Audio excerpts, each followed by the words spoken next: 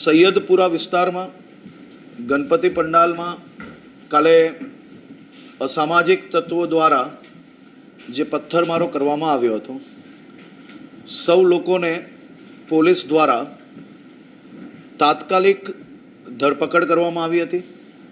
આખી રાત દરમિયાન વિસ્તારની અંદર કોમ્બિંગ કરીને જે લોકો દ્વારા પોતાના ઘરોની બાલ્કની, ટેરેસ પરથી અને અલગ અલગ જગ્યા પરથી જે પથ્થરમારો કરવામાં આવ્યો હતો, તે સૌ લોકોને ડ્રોન, સીસીટીવી અને અન્ય વિડીયોના વિઝ્યુઅલ્સના માધ્યમથી ધરપકડ કરવામાં આવી છે।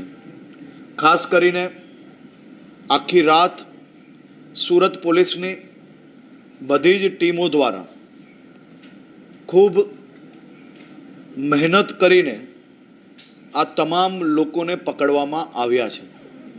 અનેક લોકો પોતાના ઘરની બહાર દરવાજામાં લોક લગાડીને અંદર છુપાયેલા હતા, કોઈક પડદાની પાછળ તો કોઈક ઉપર અભરાઈ પર બી છુપાયેલું પોલીસે પકડ્યું છે।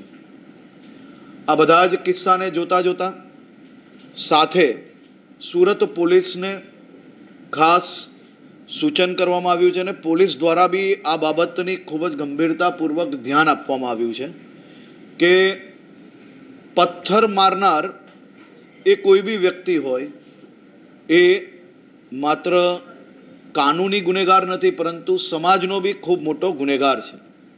પરંતુ એની સાથે સાથે પોલીસ કમિશનર શ્રી દ્વારા એમની આખી ટીમને પહેલાં જ ખાસ સૂચના આપવામાં આવી હતી અને આજે ફરી સૂચના આપવામાં આવી કે કોઈ બી વ્યક્તિ ભૂલથી બી એક બી બેગુનાહ વ્યક્તિ આમાં ફસાવો ના જોઈએ। સુરત શહેર પોલીસ ટીમ દ્વારા એ બાબતની બી ગંભીરતાપૂર્વક ધ્યાન રાખવામાં આવ્યું છે।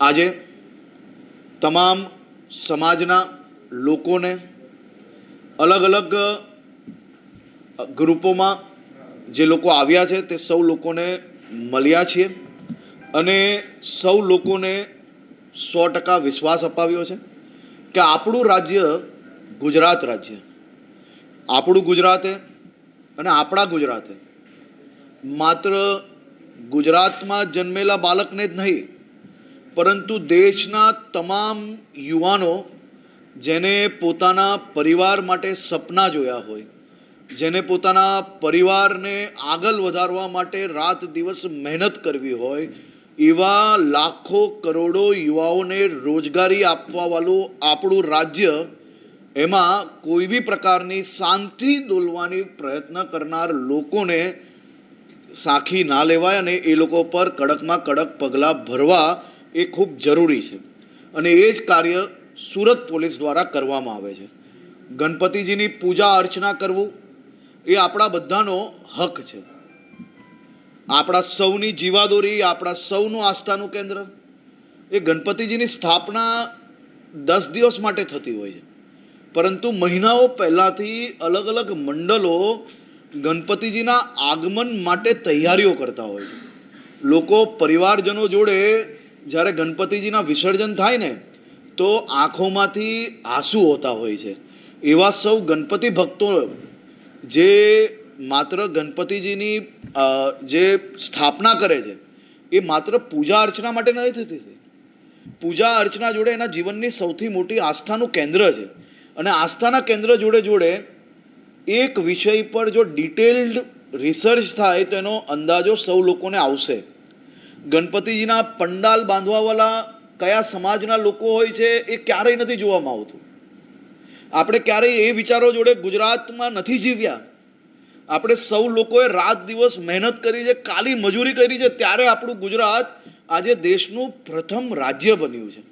આ ગણપતિજીના 10 દિવસમાં સુરત શહેરના એક બી મંડપવાળા પાસે બાંબુય નહીં મળશે, ટેબલે નહીં મળે, એટલી મોટી રોજગારી ગણપતિજીની સ્થાપના દરમિયાન લોકોને થાય છે।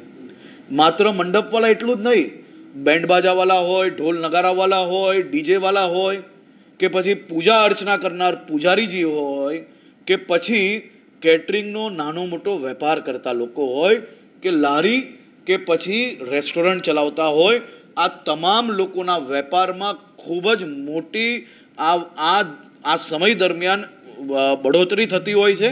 અને ખાસ કરીને આપણે સૌ લોકો સાથે મળીને આગળ વધ્યા છે. મારી સૌ સમાજને અપીલ છે કે પથ્થર મારનાર કોઈ બી વ્યક્તિ હોય, પોલીસનું કામ પછી કરે, સર્વપ્રથમ સમાજના આગેવાનોનું કામ છે. સર્વપ્રથમ સમાજના સૌ આગેવાનોનું કામ છે કે આપણે આપણી સામાજિક ભાવનાઓ, આપણા રાજ્યની, આપણી ધરતીની અને આપણે સૌ લોકોને જે ધરતીએ રોજગારી આપી છે, જે ધરતીમાં આપણે મોટા થયા છે, એ ધરતી પર આ પ્રકારનું કૃત્ય ક્યારેય ના ચલાવી લેવાય. પોલીસ દ્વારા સંપૂર્ણ કાયદાકીય રીતે અને કાયદામાં કોઈ બી પ્રકારની છૂટછાટ ના રહે તે પ્રકારે કામગીરી કરવામાં આવી છે. અને આ બાબતે તપાસ હજી બી ચાલુ છે. જે કોઈ લોકો બાકી હશે તેને બી પકડવામાં આવશે, પરંતુ કોઈ બી બેગુનાહમાં ના ફસાય તેની બી ચિંતા જરૂરથી પોલીસ દ્વારા કરવામાં આવી છે અને હજી બી કરવામાં આવશે. આભાર.